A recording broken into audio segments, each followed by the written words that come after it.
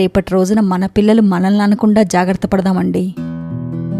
మీరు మామయ్య గారితో అలా హార్ష్గా మాట్లాడినప్పుడల్లా మన పిల్లలు చాలా బాధపడుతున్నారండి. పిల్లలకాయన తాతయ్య మాత్రమే, కానీ మీకు ఆయన కన్న తండ్రండి.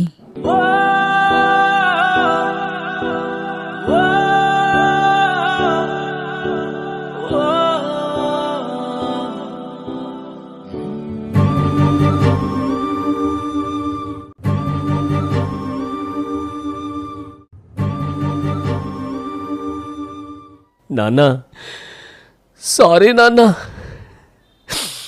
ఐఎమ్ సో సారీ నాన్న.